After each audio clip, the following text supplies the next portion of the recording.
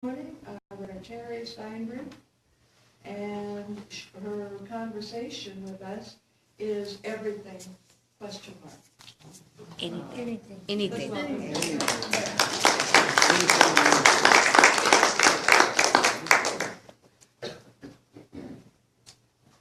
Welcome, everyone, and Happy New Year. It's great to Happy see you. New Year. So how many of you have been attending Unity Church for more than 10 years?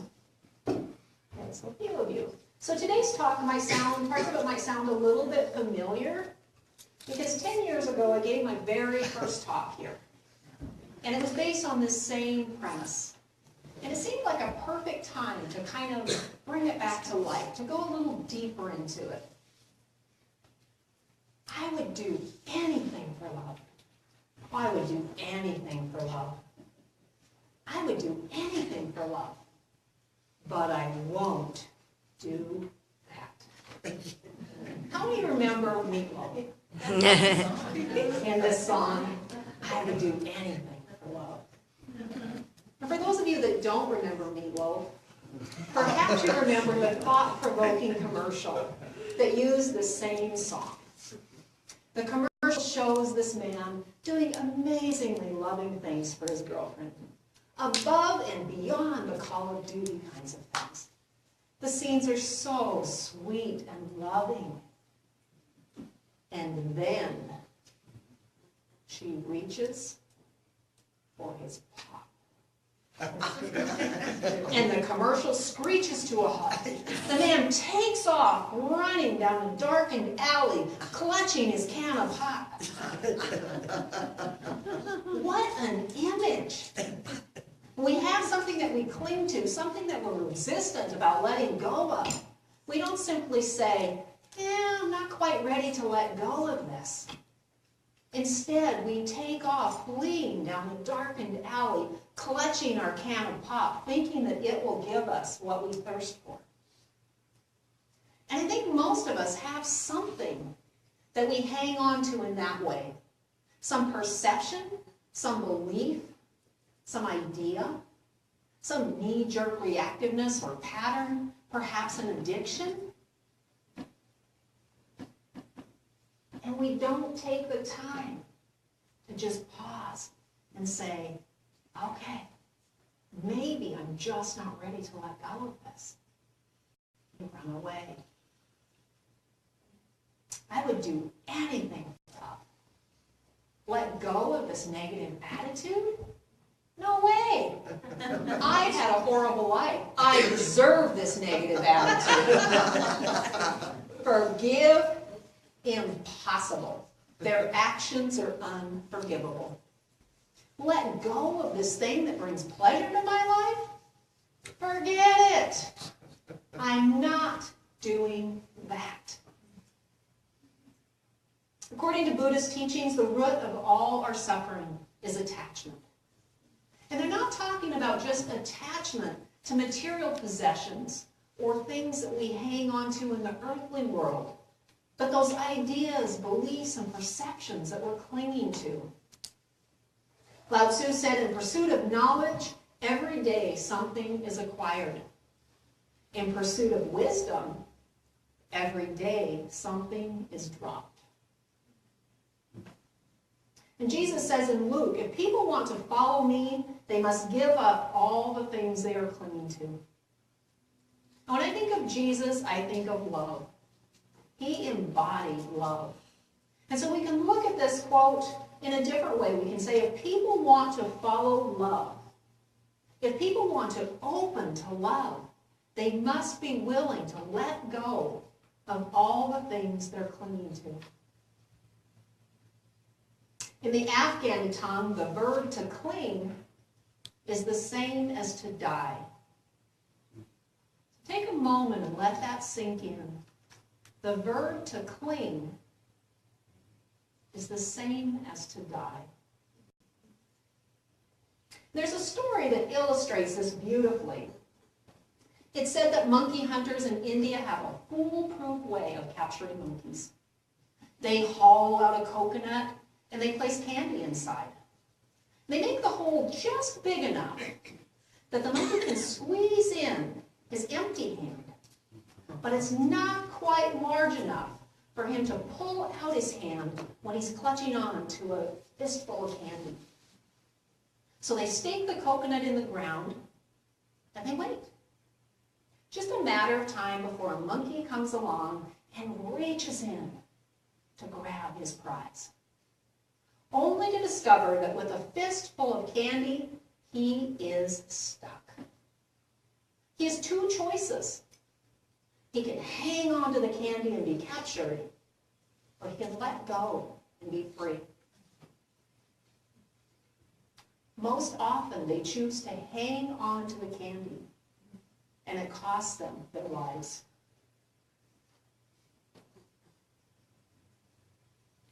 If to cling is the same as to die, then I guess it should come as no surprise that the Latin root of surrender is to give back. Hindu teachers say that surrendering is giving up what you really can't have in order to realize what you can't lose. Surrendering is giving up what you really can't have in order to realize what you really can't lose. Much like the monkeys, we cling to something we can't ever have. We're missing out on what is already ours. Thich Nhat Hanh said, if in our heart we cling to anything, anger, anxiety, or possessions, we cannot be free. It's our attachment to our illusions, to our stories, to our beliefs that keep us in pain. Our stories are the way we think things should be. We become willing to surrender our stories. We discover that love has always been present, that it's the very essence of our being. Matt Kahn talks about surrendering to love. He says many people misunderstand surrender as a giving up of control. Surrender isn't about giving up control. Surrender is the recognition that there is such a bigger plan in regards to your life that there is no such thing as control. And I like that idea, because it reminds us we're not alone. There is this bigger plan. We are held gently in love as we awaken to remembering that we are love. Matt Kahn goes on to say, surrender has nothing to do with control, because control is simply an idea. Surrender has to do with love and how often you are allowing love to act on your behalf. So are you going to allow love to act on your behalf? To bring the light of divinity through, to nourish all aspects of your being. And part of surrender is letting go of how we think things should look. And I'm sure most of you have heard the story about the man who's trapped on his roof during a flood. He's praying for a miracle. And he's been a righteous man in his church, and he thinks, God's going to answer my prayer. The water gets up to his waist, and a rowboat comes along. The people in the rowboat say, get in, get in. Nope, wait for my miracle. The water gets up to his chest, and a motorboat comes by. Vroom, close to a screeching halt. Get in, get in. Nope, waiting for my miracle. Water gets up to his chin. He's getting a little worried. Helicopter flies over. People see him, and they drop down a ladder, and they say, climb up. Nope, waiting for my miracle. The water continues to rise, and the man drowns. But he is more than a little ticked off. So disheartened and angry, he shows up the pearly gates. He says to St. Peter, I prayed for a miracle. You let me down. And St. Peter says, I don't know what you're complaining about. We sent you 2 boats and a helicopter. So the man in the story is so attached to his idea of how this miracle should look that he missed the very miracles that were showing up in his life. We cling to our stories saying, no, waiting for my miracle. I would do anything for love. But am I willing to let go of my story of how I think things should look? One of the things that I really have appreciated about Charles Fillmore is how open-minded he was. If there was ever anybody who really embodied that idea of not hanging on to things, it was Charles. Someone once questioned him about how his newer books contradicted his older books. And he simply got this little half smile and said, I would hope so. And I remember reading that and just being in awe. Because here's this man who felt strongly enough about these ideas that were coming to him, these things that were flowing in, that he took the time to put them in a book. And yet later, as new things started to come in, he didn't cling to those old ideas. He was very willing to write new books that explored completely new territories. And I think this is such a great visual for our spiritual lives, because we continue to develop, we continue to open, we continue to let go of the old and invite in the new. And Charles knew how to do that. And sometimes our excuse for staying where we are is that we don't receive guidance. Like, show me the burning bush. And I'll move until I get my burning bush. Well, personally, I don't think it's possible to go through life without getting any guidance. We are continually receiving guidance. If when I gossip, I feel an icky feeling in my chest, that's guidance. If when I'm in nature, my heart is open so wide, that's guidance. If every time I eat a whole pan of brownies, I feel sick, that's guidance. We're going through life continually receiving guidance, both the guidance that we get in these amazing emotional, physical vessels that we're in, but also through the things that come into us through other people, through the universe. Sometimes that guidance can come in the most unusual ways.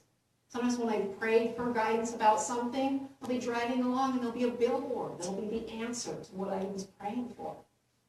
So when we're willing to be open, that guidance can come. But a lot of times, we don't like the guidance we get. And we think, well, I'll wait for guidance that's a little more to my liking. Much like the man who's fallen off the edge of a cliff and he's hanging onto this vine for dear life. And he yells up, help, is there anyone up there? And he hears this loud, booming voice say, Bob, go to the vine and trust. And he hangs there and pauses and says, is there anybody else up there? So we keep waiting for that guidance that's a little more to our liking. And we send out these pleas to the universe, yearning for something more than rescue. Deep inside us, there's this yearning to connect with something larger than ourselves. We thirst for this connection, and yet we run down a darkened street, clutching our can of pop, thinking it will give us what we thirst for. We thirst for love at the same time that we deny it. The mystical poet Kabir said, I laugh when I hear that the fish in the ocean is thirsty. I laugh when I hear that the fish in the ocean is thirsty. Or as I saw on a bumper sticker, the fish in the ocean that is thirsty needs counseling. And as I've shared before, my absolute favorite quote from A Course in Miracles is, your task in life is not to seek for love, but rather to seek and find all of the barriers within yourself that you have built against it. The reason we don't need to seek for love is because love isn't missing. It's never left us. can we seek for something that is with us all the time, that is the essence of our being? Our job is to continue to seek and find the barriers, the things we cling to, that keep us from recognizing the love that is all around us and that is who we are. I would do anything for love, but will I open to it? What if love is what we are called to? What if every bit of guidance we receive is calling us to remember the love that we are? What if love is all that is real? Could it be that simple? And some of the things that we cling to seem really righteous. We see things going on out in the world, and it's like, man, that just isn't right. They should let me tell them how to do this. I know how to do it right. But then sometimes, if we back up a step and look a little more broadly at the picture, we can see that it's actually a little ludicrous, some of the things that we hang on to. Maybe we can even laugh at ourselves. I've known several marriages that almost came to the point of divorce over how the dishwasher is loaded.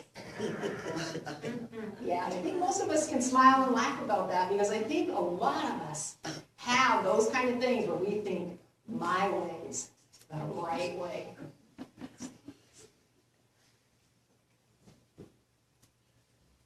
I've talked before in here about that I have a sign that says people will give up what they want most for what they want right now. We say we want love. We say we want peace.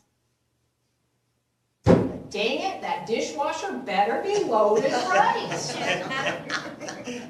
We go to war with the very person we're trying to build a loving relationship with. We give up what we want most for what we want right now. And what we want right now might simply be an idea that we're hanging on to, might be a concept we're hanging on to, or it could be something along the lines of, we say we want to nourish our bodies, to take good care of ourselves. But that's the most important thing. And yet, dang, that pan of brownies looks awful good. So we give up what we want most for what we want right now. And Stephen and Andrea Levine, they wrote a book called Embracing the Beloved. And the book is about how relationship is a path to the beloved.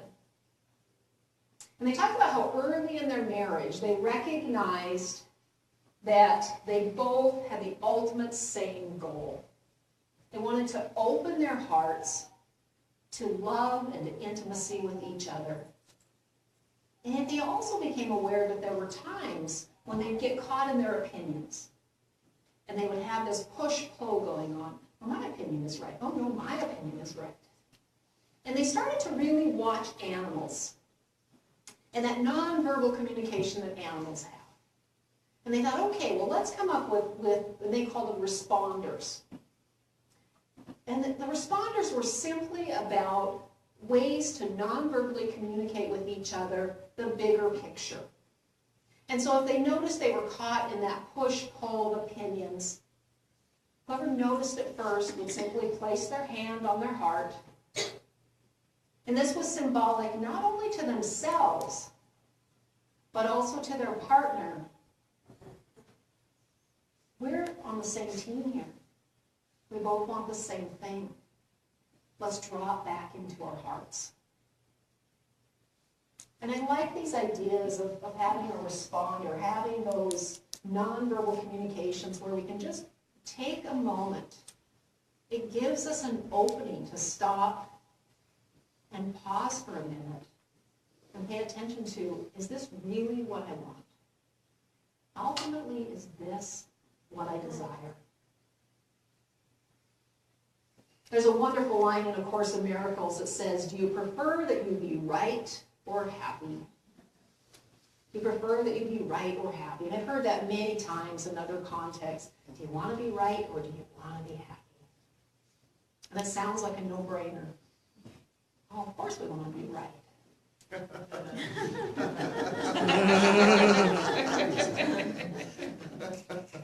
So often we'd rather be right than happy, but the cost of this kind of claiming is immense. And Buddha taught that this idea of our opinion of being right is like a group of blind men that are touching an elephant, and they're each trying to describe the elephant. The one touching the leg says, "Oh, an elephant is like a pillar." The one touching the tusk of the elephant says, "Oh, the elephant is like a solid pipe." The one holding the tail emphatically says, "Oh no, it's a rope." While the one touching its side is quite sure that the elephant is a wall. I think this is a great visual that reminds us that often our opinions, our ideas, our beliefs are one tiny picture of the bigger picture. We think our opinion, the elephant's tail, is the whole picture. And we lose sight of that there's so much more. And so some of those tools like the responders and just those moments of pause can help us to step back and see if there's a bigger picture. David Hawking said, "When we are willing to relinquish our perceptions and pray for a miracle to see the truth, we can look at the payoffs we're getting for hanging on to our perceptions." What a great reminder that we're getting payoffs for hanging on to our perceptions, for hanging on to our stories. He said when we let go of each little payoff, that pleasure of self-pity, of being right, of being wronged, our resentments, we just start to let go of all of those payoffs. David Hawkins was also known for asking people, "How long are you going to hold on to that? How long are you going to hold on to that?" And I am embarrassed to say that I will catch myself, somebody will start talking about some line of topic, and I'll pull a story out from 10, 20, 30, 40 years ago, and I'll be telling it like it's happening today. And in that moment, it is happening today because I'm recreating it. I'm bringing that energy back alive. I have to just pause and go, "Wow, what the heck just happened here?" It's so easy sometimes to slip in to those old patterns. When I show up with my life coach singing my "Somebody Done Me Wrong" song, he has a soft and loving response. It just cuts through my story. And he asks me, "Do you want to hang on to this, or do you want to let it go?" Then he reassures me that either answer is okay. This reminds me that the choice is mine. Do I want to hang on to this, or do I want to let it go? A friend of mine told me that her little girl had come to her crying after she saw the commercial that I talked about earlier. Her little girl said, "Mommy, I just saw the saddest commercial. This man, it was all loving and then he ran away. All she did was reach for his pot. Mommy, why did he run away?" Even a child can see how sad this is.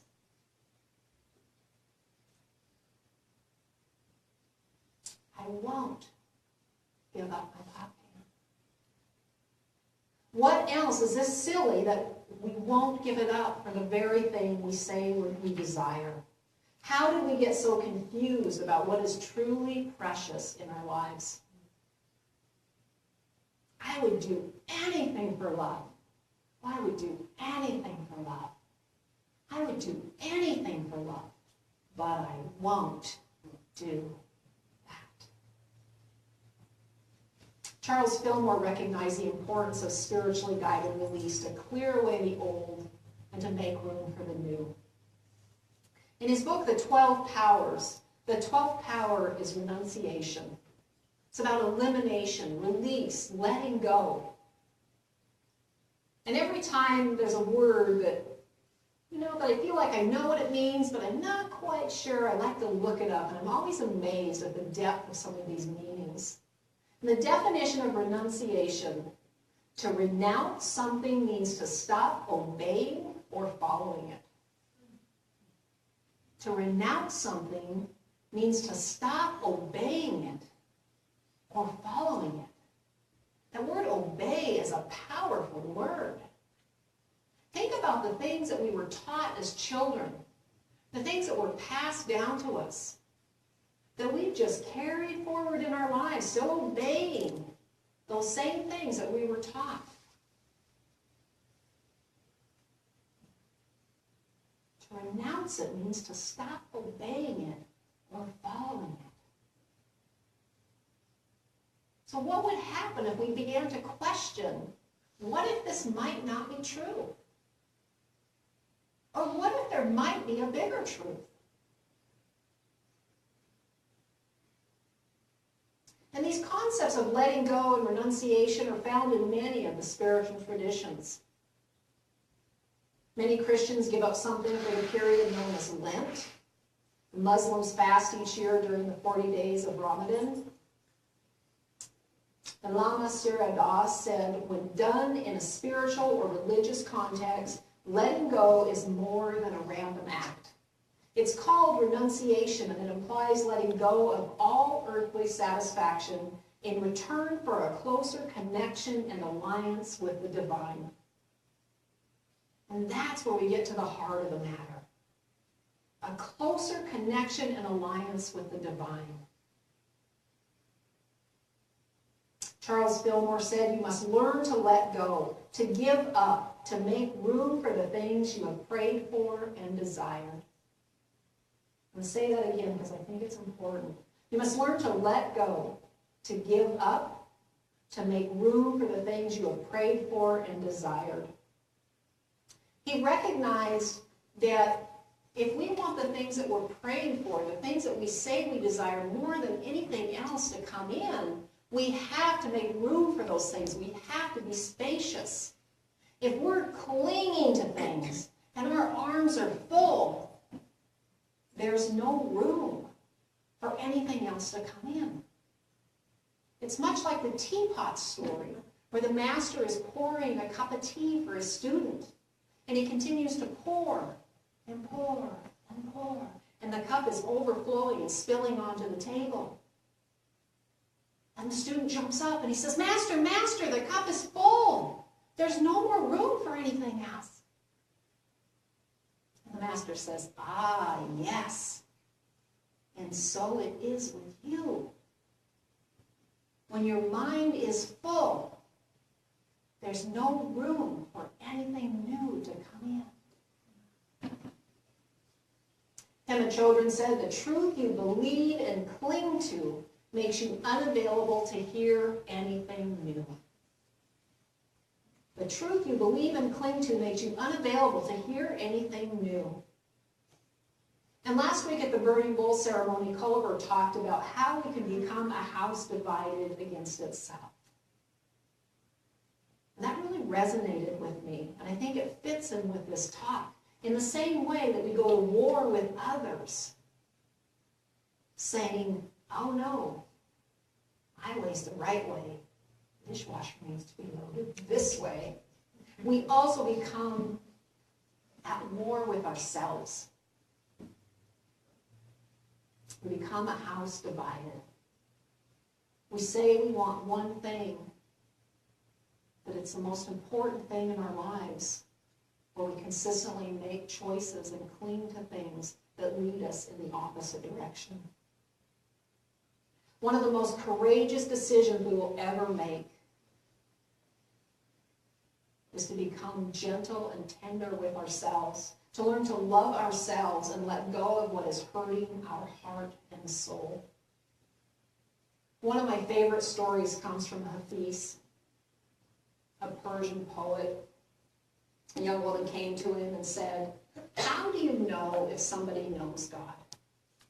And he looked her in the eye and he said, my dear, you know somebody knows God when they've put down the knife, when they put down the cruel knife that they use against their tender self or others.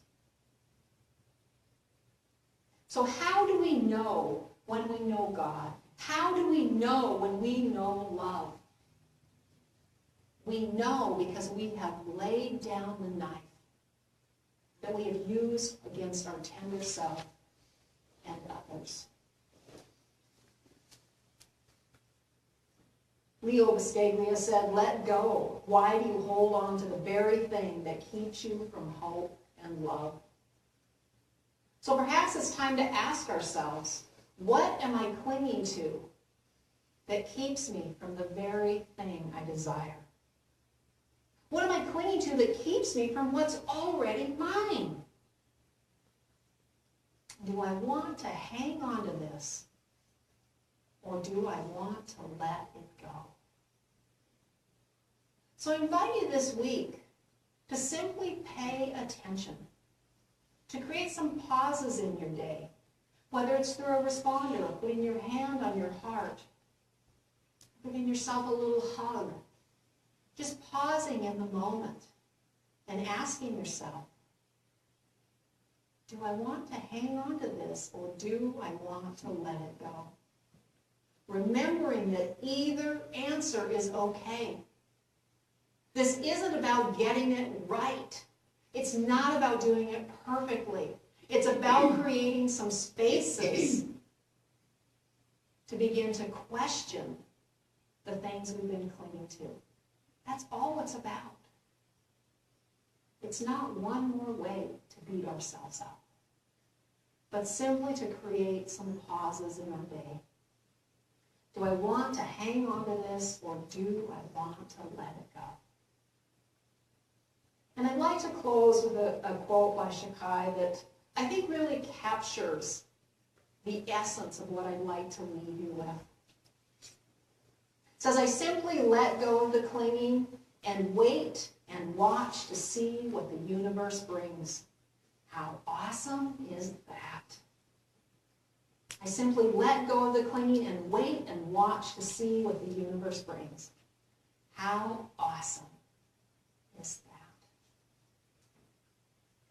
So as you create those pauses, those spaces, wait and watch.